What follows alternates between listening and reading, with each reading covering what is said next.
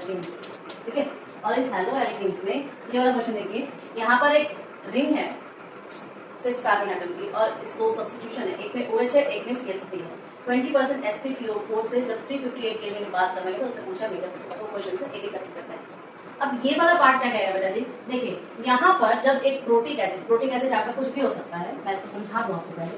Protic acid, ठीक है, protic acid जैसे कि आपका मान लो H2SO4 है, H2SO4 है, या यहाँ पर ये Sp2O4 है, ये सब क्या होंगे, ये सब आपका जो अल्कोहल सब्स्टिट्यूशंस है, अल्कोहल हैं, इन सबको डिहाइड्रेट कराएंगे, डिहाइड्रेशन करवाएंगे। और डिहाइड्रेशन करवा के यानी कि removal of water molecule, removal of H2O, water molecule remove करेंगे, यानी कि यहाँ पर ये एल्कीन बनाएंगे। और ये जो एल्कीन बनाएंगे, ये एल्कीन आपके से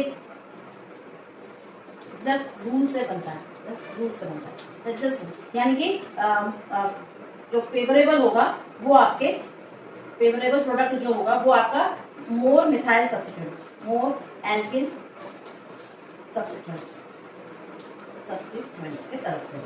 क्लियर है, ये चीज क्लियर है ना। तो यही चीज हम लोग इस पर अप्लाई करेंगे, तो मेरा प्रोडक्ट जो बनेगा वो इसके अकॉर्डिंग बनेगा, ठीक है। जो रिएक्टेंट है वो यहाँ पर OH सब्स्टिट्यूशन है और यहाँ पे CH3 सब्स्टिट्यूशन है। इसको इन लोगों ने क्या किया है 20%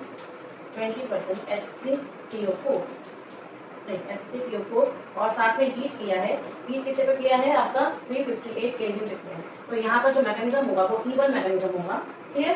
सो आप क्या बोलोगे, यहाँ पर ये बन गया आपका CH3 और यहाँ पर ये H आ गया, जो कि फॉलो करेगा। मेजर प्रोडक्ट बताना है तो हम मेजर प्रोडक्ट बता देंगे आपको, ये होगा, ठीक, प्लस,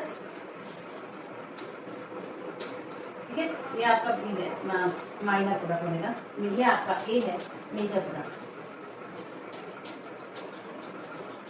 ठीक है, मेजर प्रोडक्ट, क्लियर। और ये क्या है 1 मिथाइल साइक्लोहेक्सेन,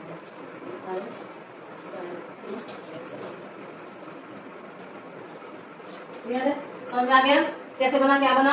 अब देखो यहाँ पर क्या है, ये आपका 6 कार्बन एटम की रिंग, ठीक है, लेकिन यहाँ पर ये जो है आपका, ये आपका टर्शियरी ब्यूटा ऑक्साइड है, जो कि एक बल्की बेस है। कैसा बेस है, बल्की बेस। और जो बल्की बेस होते हैं बेटा जी वो बहुत लेस प्रोटॉन एब्स्ट्रैक्ट कर पाते हैं, ठीक है। तो बल्की बेसेस एब्स्ट्रैक्ट लेस प्रोटॉन, आप क्या बोलोगे, बल्की बेसेस एब्स्ट्रैक्ट लेस प्रोटॉन, ठीक है। तो लेस प्रोटॉन एब्स्ट्रैक्ट करेगा तो जो प्रोडक्ट होगा आपका वो लेस सब्स्टिट्यूट बनेगा, प्रोडक्ट होगा लेस सब्स्टिट्यूटेड। तो ऐसे को हम लोग क्या कहते हैं, हॉफमैन प्रोडक्ट, ठीक है आपका।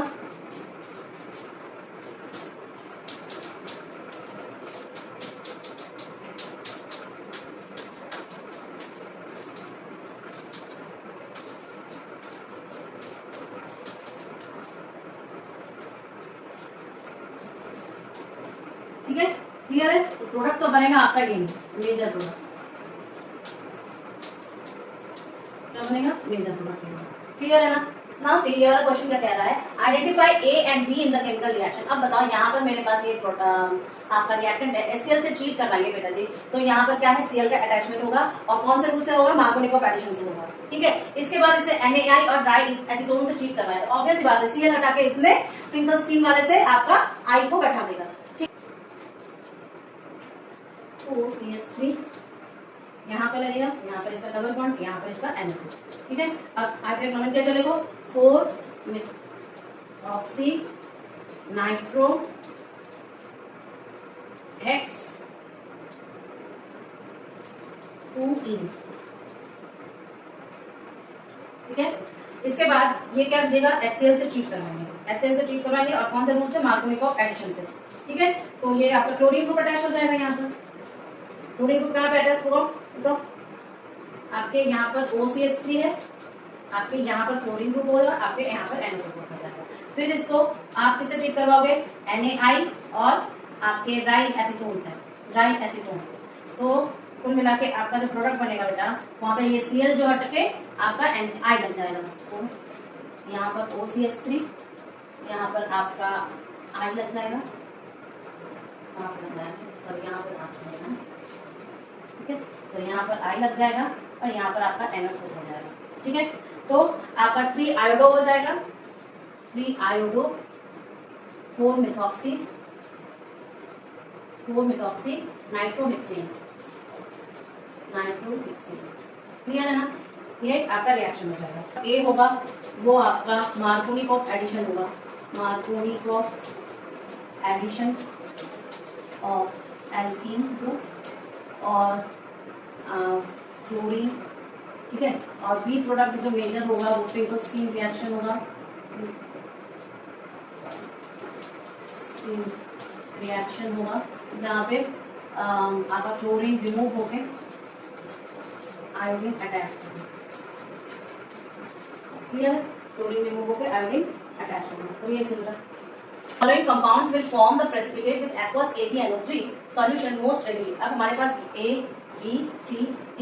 अब देखो A B C D देखकर हम ये कह सकते हैं, सबसे पहला तो आपका प्रेसिपिटेशन AgNO3 के साथ वो देगा कंपाउंड जिसका कार्बोकैटायन सबसे ज्यादा स्टेबल होगा, ठीक है। मतलब कि एल्काइल हैलाइड्स रिएक्शन लिख दूंगी, एल्काइल हैलाइड्स आपके AgNO3 से रिएक्ट करके जो प्रेसिपिटेट देगा वो किस पे डिपेंड करेगा, प्रेसिपिटेट देगा वो किस पे डिपेंड करेगा, स्टेबिलिटी ऑफ कार्बोकैटायन, ठीक है। स्टेबिलिटी ऑफ कार्बोकैटायन पर देगा। तो अगर मैं इस रिएक्शन को लिखूं तो आपका रिएक्शन क्या होगा जल्दी, RH अगर AgNO3 जो कि आपका एक्वस है, ठीक है, क्या देगा आप बोलो R प्लस AgX का प्रेसिपिटेट होता है, ठीक है। क्वेश्चन से जिनके कार्बोकैटायन बनाओ तो देखो क्या होगा, ये कार्बोकैटायन बना, दूसरा कार्बोकैटायन आपका ऐसा बनेगा,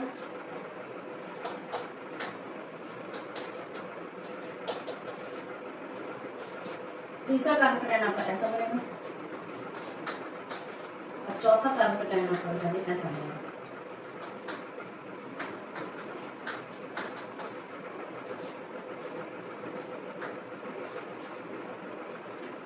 ठीक है।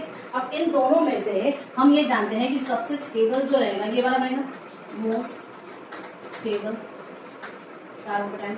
जो कार्बोकैटायन होगा वो ए वाला होगा, क्यों होगा, प्लस एम इफेक्ट के कारण, और प्लस एम इफेक्ट के कारण क्योंकि ये स्टेबल होगा, देयरफॉर आपका जो ए वाला होगा वही रेडीली आपके AgNO3 से प्रेसिपिटेट देगा, ठीक है। AgNO3 से आपका प्रेसिपिटेट देगा। हो गया।